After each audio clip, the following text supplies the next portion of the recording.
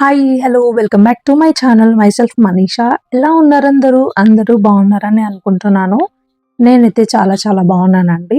ఈరోజు కార్తీక సోమవారం, లాస్ట్ సోమవారం అనమాట.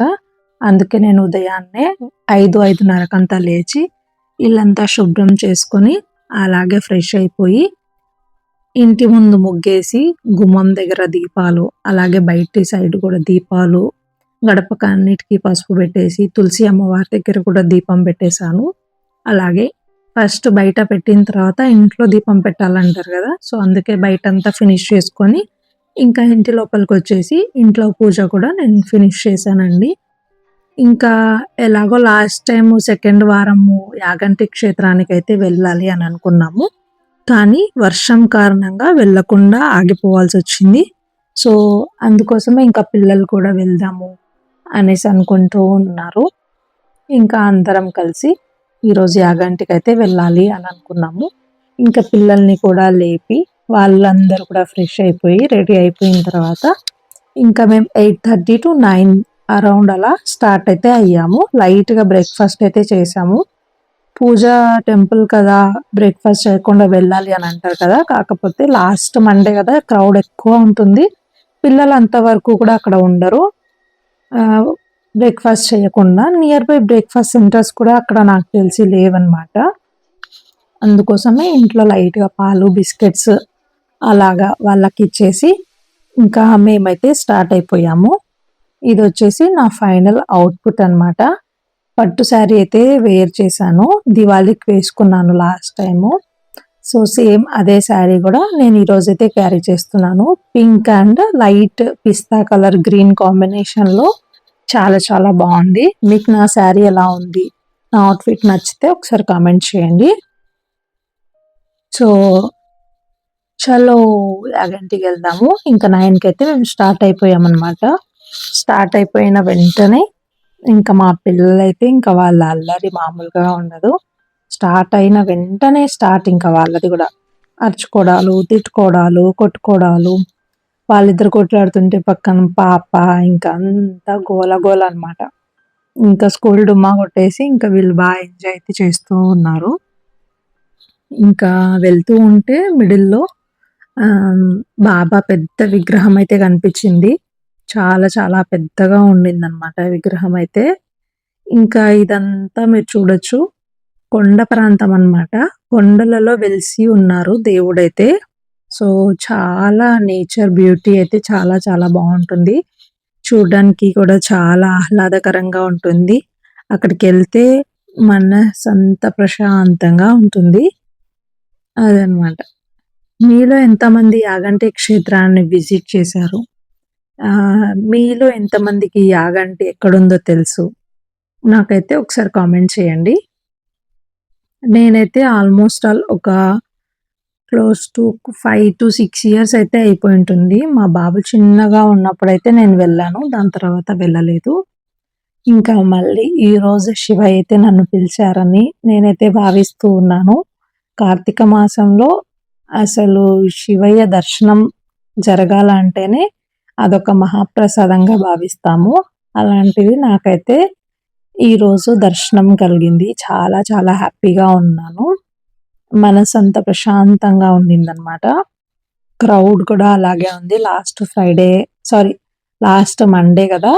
అందుకోసమే ఎంత క్రౌడ్ అంటే మాకు దర్శనానికి ఆల్మోస్ట్ ఆల్ 1-1.5 అవర్ అయితే పట్టిందనమాట. ఇంకా ఇదైతే ఎంట్రన్స్ ఉమామహేశ్వర స్వామి దేవస్థానం యాగంటి క్షేత్రం. ఇదైతే ఎంట్రన్స్. ఎంట్రన్స్ అయిన తర్వాత ఒక 1 కిలోమీటర్ అలా ఉంటుంది అరౌండ్. ఇంకా ఇక్కడైతే మేము టెంకాయ, అలాగే ఫ్లవర్స్ ఇంకా ఇవన్నీ తీసుకున్నామనమాట. తీసుకొని స్టార్ట్ అయిపోయాము. నాకు తెలిసిన కొన్ని యాగంటి క్షేత్రాల గురించైతే నేను మీతో ఈరోజు షేర్ చేసుకోవాలి అనైతే అనుకుంటున్నాను. ఇందులో ఏదైనా తప్పులుండి, ఏదైనా ఒప్పులుంటే నన్ను క్షమించండి. అర్థం చేసుకుంటారని అనుకుంటున్నాను. నాకు తెలిసినంత మీకు కూడా చెప్పాలి అని అనుకుంటున్నాను. అందుకే చెప్తున్నాను. ఇదొచ్చేసి ఆంధ్రప్రదేశ్‌లో పవిత్రమైన క్షేత్రంగా భావిస్తారనమాట. ఇది కర్నూలు డిస్ట్రిక్ట్‌లో అయితే ఉంటుంది. యాగంటి ఉమామహేశ్వర స్వామి దేవాలయం దీని పేరు. సో, ఇక్కడ ఎన్నో మిస్టరీలు ఉంటాయనేసి అనుకుంటాము. సో, యాగంటి దేవాలయం కర్నూలు జిల్లాలో అయితే ఉందిక్కడ. ఉమా మహేశ్వర అంటే శివ పార్వతులు కలిసి ఉన్న రూపం. అర్ధనారీశ్వరి అని ఎలాగైతే అంటామో, హాఫ్ భాగం శివుడు, హాఫ్ భాగం పార్వతి అమ్మవారు. వీళ్ళిద్దరు ఇక్కడ కొలువై ఉంటారనమాట. చాలా పవిత్రమైన స్థలం అనమాట. ఎవరికైనా ఫైనాన్షియల్‌గా కానీ, ఇంట్లో ఏదైనా గొడవలు గానీ, వైఫ్ అండ్ హస్బెండ్ మధ్యలో ఏదైనా క్లాషెస్ ఉన్నా గూడా ఇక్కడికొచ్చి ఒక్కసారి అభిషేకం చేయించుకొని, లేదు మాకు కుదరదు అనుకుంటే అట్‌లీస్ట్ దర్శనం చేసుకొని వెళ్ళినా మీ ఏవైతే బాధలున్నాయో అన్నీ తొలగిపోతాయని ఇక్కడొక మంచి నమ్మకం అయితే ఉంది. ఇక్కడొక ముఖ్య ప్రత్యేకత ఏంటంటే స్వయంభూ శివలింగం ఉందిక్కడ. ఈ శివలింగం మనుషులు చెక్కిందైతే అస్సలు కాదు. ఇది భూమి నుంచి సహజంగా బయటపడిందని అంటూ ఉంటారు. అందుకే చాలా మంది దీనిని అత్యంత పవిత్రమైన స్థలంగా భావిస్తారనమాట. యాగంటిలో ఉన్న నంది విగ్రహం ప్రపంచానికి చాలా ఆశ్చర్యాన్ని కలిగిస్తుంది. ఈ నంది ప్రతి సంవత్సరం కొంచెం కొంచెంగా పెరుగుతూ ఉంటుందని అంటూ ఉంటారు. దీనిని శాస్త్రీయంగా కూడా కొలిచారు. పురాణాల ప్రకారం కలియుగం చివర్లో నంది స్వామివారిని దర్శించడానికి పూర్తిగా దగ్గరికి చేరుతుందని నమ్మకం ఉందన్నమాట. ఇది యాగంటిలోని అద్భుతమైన మిస్టరీ. సైంటిఫికల్లీ గూడా వాళ్ళు చూసి ఆరా తీశారు కానీ వాళ్ళకు ఎలాంటి రీజన్స్ అయితే దొరకలేదు. ఇంకా ఫైనల్‌గా అలా నంది దగ్గరికెళ్తాడు అనేసి అంటూ ఉంటారు. ఇక్కడ గుహలోంచి వస్తున్న ఫ్రెష్ వాటర్ అన్నమాట. ఎప్పుడూ కూడా ఆ నీళ్లు పారుతూనే ఉంటాయి. పుష్కరిణి నీరు చాలా అద్భుతంగా టేస్ట్ కూడా చేయండి మీరు ఎవరైనా. చాలా స్వీట్‌గా ఉంటాయన్నమాట. ఇక్కడ వాటర్ ఎక్కడి నుంచి వస్తుందో ఎవ్వరికీ తెలీదనమాట. ఇప్పటికీ చెప్పలేకపోయారు. ఇది సంవత్సరమంతా ఇలా వాటర్ ఫ్లోటింగ్ అవుతూనే ఉంటుంది.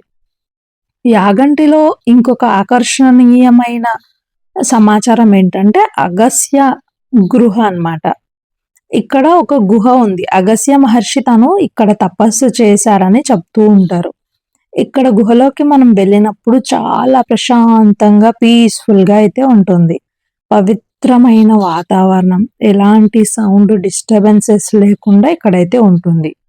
ఇక్కడ యాగంటి ఆలయం చుట్టూ ఉన్న పర్వతాలు సహజంగా నంది ఆకారంలోనే మనకు చూస్తూ ఉంటే కనిపిస్తూ ఉంటాయన్నమాట.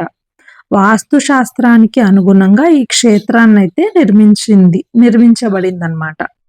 అలాగే ఇక్కడ ఒక ప్రత్యేక నియమం ఉంది. అదేంటంటే యాగంటిలో అగ్ని హోమాలు అలాంటివి చేయడానికి వీల్లేదు. అలాగే అగ్ని వెలిగించడం కూడా ఇక్కడ నిషేధం.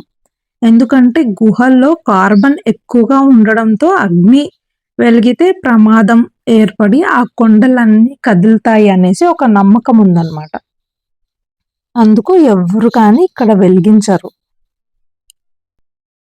మీకు ఈ వీడియో నచ్చినట్టయితే లైక్ చేయండి, కామెంట్ చేయండి and don't forget to subscribe. Thank you so much for watching my video.